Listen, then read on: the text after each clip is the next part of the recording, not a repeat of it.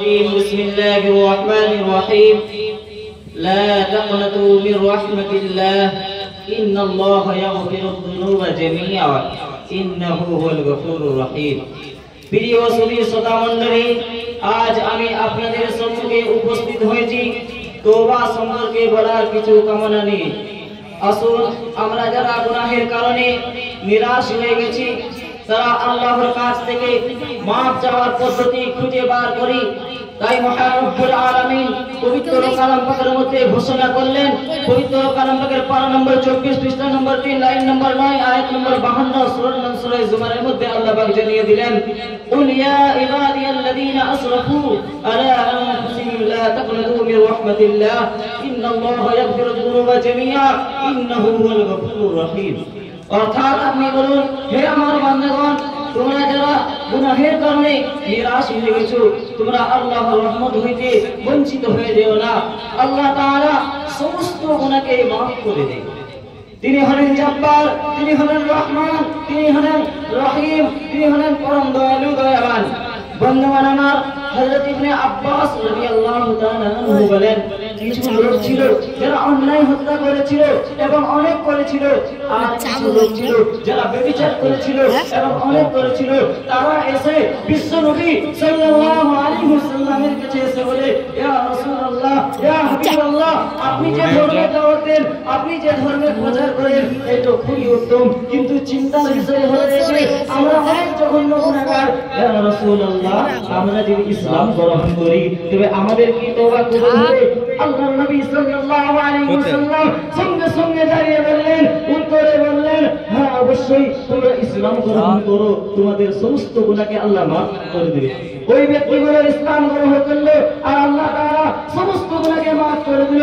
বন্ধুগণ আমার, এরপরে থেকে আলোচ্য আয়াত অবতীর্ণ হয়। উল্লেখিত আয়াত দ্বারা পরিষ্কারভাবে আমরা বুঝতে পারলাম যে মানুষ যতই বড় গুনাহ করুক না কেন, আল্লাহর কাছে খাঁটি দিলে তওবা করলে আল্লাহ তাআলা তার সমস্ত গুনাহকে মাফ করে দেন। বলুন সুবহানাল্লাহ। বন্ধুগণ আমার, বিশ্বনবী সাল্লাল্লাহু আলাইহি ওয়াসাল্লাম একবার সাহাবাদেরকে নিয়ে বসে আছেন। আল্লাহর নবী সাল্লাল্লাহু আলাইহি ওয়াসাল্লাম হঠাৎ করে সাহাবাদেরকে বলে, ও আমার সাহাবাগণেরা, ও আমার উম্মতিরা, একটা মানুষের যদি কোনো জিনিস হারিয়ে যায়, সে মানুষটা কত পেরেশান হয়ে যায়। আল্লাহর নবীর কথা শুনে সাহাবা রাদিয়াল্লাহু তাআলা আনহুরা বললেন যে, ইয়া রাসূলুল্লাহ, অনেক চিন্তিত হয়। আল্লাহর নবী সাল্লাল্লাহু আলাইহি ওয়াসাল্লাম বললেন, সে যদি ওই জিনিসটা খুঁজে পেয়ে যায় তাহলে সে ব্যক্তি কতই না খুশি হয়।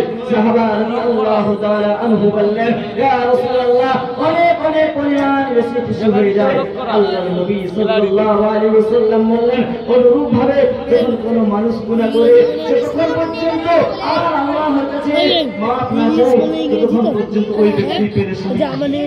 আর যখন সে ব্যক্তি আল্লাহর কাছে মাফ চায়, তার বেটা ওই গুনাহ ছেড়ে দিতে ওই গুনাহ হারিয়ে গেছে, ওই ব্যক্তির জন্য অনেক পরিমাণ বেশি খুশি হয়ে যায়।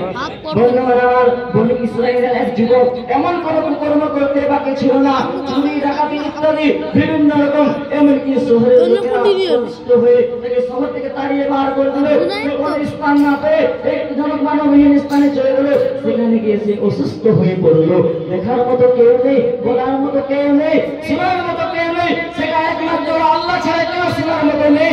সেখানে সে কাঁদতে বলে, ও আমার আল্লাহ, ও আমার রহমান, তুমি ছাড়া কেউ নেই। আমি অনেক জীবনে গুনাহ করেছি, পৃথিবীর এমন কোনো গুনাহ নেই যে আমি করিনি। ইয়া রাসূলুল্লাহ, আপনি মাফ করে দিন। ইয়া আল্লাহ, আপনি মাফ করে দিন। আল্লাহ তাআলা ওই সঙ্গে সঙ্গে ওই ব্যক্তিটাকে মাফ করে দিল। আর আমার আল্লাহ অপরদিকে হযরত মুসা আলাইহিস সালামকে জানিয়ে দিলেন, হে মুসা, তুমি যাও, আমার এক মেহবুব বান্দা মৃত্যুবরণ করেছে, তুমি গিয়ে তাকে কাফন দিয়ে গোসল করে জানাজা পড়িয়ে দিও। আর বিশেষ করে ঘোষণা করে দিও, এর যারা অপরাধী, এর জানাজায় যারা অংশগ্রহণ করবে তাদেরকেও আমি আল্লাহ মাফ করে দেবো।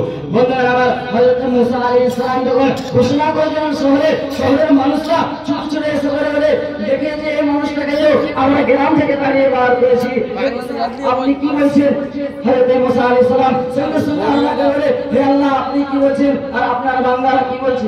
আল্লাহ তাআলা বলে ওরা সত্য বলছে আর আমিও সত্য বলছি, কিন্তু ও তো আমার কাছে তওবা করেছে, এই জন্য আমি আল্লাহ মাফ করে দিলাম। ও যদি পুরো বিশ্ববাসীর জন্য তওবা করতো তাহলে আল্লাহ সবাইকে মাফ করে দিতাম। বন্ধুগণ আমার, আমরা অনেকে ভাবি অনেক গুনাহ করেছি, কিভাবে মাফ হবে, নিরাশ হয়ে যায়। আরে আমাদের গুনাহ যদি পাহাড় পরিমাণ হয় তো আল্লাহর রহমত আকাশ পরিমাণ, আকাশ পরিমাণ হয় তো আল্লাহর রহমত আযীম পর্যন্ত। তাই মহান রব্বুল আলামিন পবিত্র কালামের মধ্যে দ্বিতীয় জায়গায় জানিয়ে দিলেন, পবিত্র কালাম পাকের 5 নম্বর 28 পৃষ্ঠা নম্বর 20 লাইন নম্বর 2 আয়াত নম্বর 7 সূরা তাহরিমের মধ্যে আল্লাহ পাক জানিয়ে দিলেন, ইয়া আইয়ুহাল্লাযীনা আমানু তুবু ইলাল্লাহি তাওবাতান নাসুহা। হে ঈমানদার বান্দাগণ, তোমরা আমার সামনে আন্তরিকভাবে তওবা করো, আমি আল্লাহ তোমাদের সমস্ত গুনাহকে মাফ করে দেব। আল্লাহ তাআলা আমাদেরকে গুনাহ হয়ে যাওয়ার পরে খাঁটি দিলে তওবা করার তৌফিক দান করুন। আমিন। ওয়া আখিরু দাওয়ানা আনিল হামদুলিল্লাহি রাব্বিল আলামিন।